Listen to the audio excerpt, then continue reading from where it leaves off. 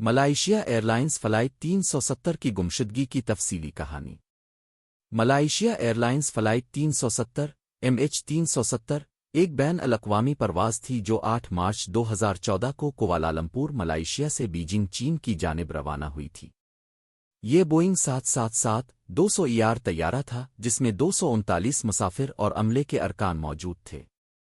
تاہم پرواز کے دوران یہ طیارہ اچانک ریڈار سے غائب ہو گیا، لیکن فوجی ریڈار نے اسے ٹریک کرنا جاری رکھا جب یہ اپنے اصل شمال مشرقی راستے سے ہٹ کر مغرب کی جانب مڑا اور ملک کا جزیرہ نما کو پار کیا اور اس کورس کو جاری رکھا جب تک یہ 2:22 پر فوجی ریڈار کی رینج سے باہر نہیں ہو گیا، اور آج تک اس کا سراغ نہیں مل سکا۔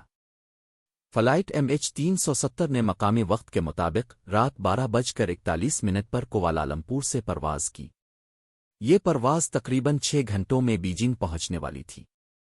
پرواز نے ابتدا میں سب کچھ معمول کے مطابق کیا، مگر جب یہ ویتنام کی فضائی حدود میں داخل ہوئی تو طیارہ اچانک ریڈار سے غائب ہو گیا۔ طیارہ کے غائب ہونے کے بعد فوری طور پر ریسکیو آپریشن شروع کیا گیا، جس میں مختلف ممالک کے جہاز اور بحریہ شامل ہوئی۔ ابتدائی تحقیقات میں خیال کیا گیا کہ طیارہ کسی تکنیکی خرابی یا دہشت گردی کا شکار ہو سکتا ہے۔ اہم کوئی ثبوت نہیں مل سکا کہ طیارے کو ہائی جیک کیا گیا تھا یا کوئی میکینیکل خرابی ہوئی تھی۔ طیارے نے آخری دفعہ 1:19 پر ملائیشین ایئر ٹریفک کنٹرول سے رابطہ کیا تھا۔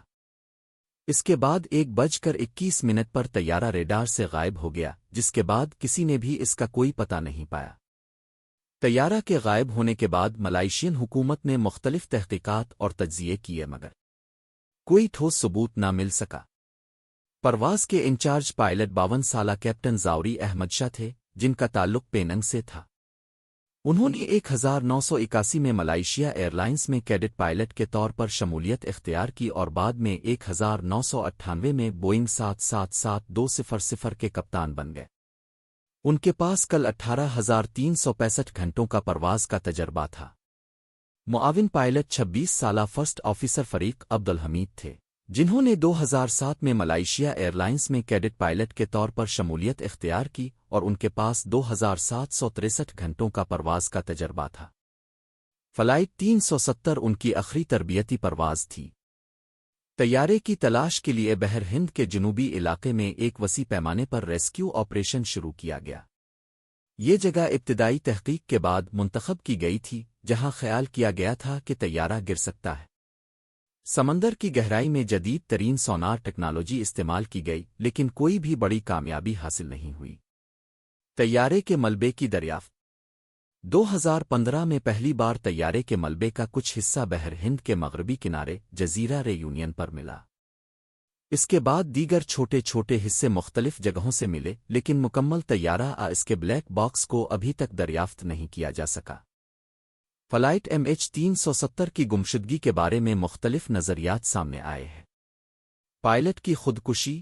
کچھ ماہرین کا خیال ہے کہ طیارے کے پائلٹ نے جان بوجھ کر طیارے کا رخ بدل دیا اور اسے سمندر میں گرایا۔ تکنیکی خرابی۔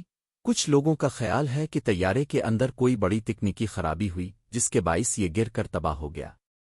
High jacking. ایک اور نظریہ یہ بھی تھا کہ طیارے کو ہائی جیک کیا گیا اور کہیں اور لے جایا گیا۔ ملائیشیا ایئرلائنز فلائٹ 370 کی گمشدگی نے دنیا بھر میں ایویئیشن انڈسٹری کو جھنجھوڑ کر رکھ دیا۔ طیاروں کی نگرانی کے طریقوں میں بہتری کی ضرورت کو محسوس کیا گیا اور ایویئیشن سیفٹی کے معیارات میں بھی تبدیلیاں کی گئیں۔ فلائٹ MH370 کی گمشدگی آج بھی ایک راز بنی ہوئی ہے اور اس پر تحقیق جاری ہے۔ طیارے کے ملبے بلیک باکس کی عدم موجودگی کی وجہ سے حقیقت کا علم نہیں ہو سکا۔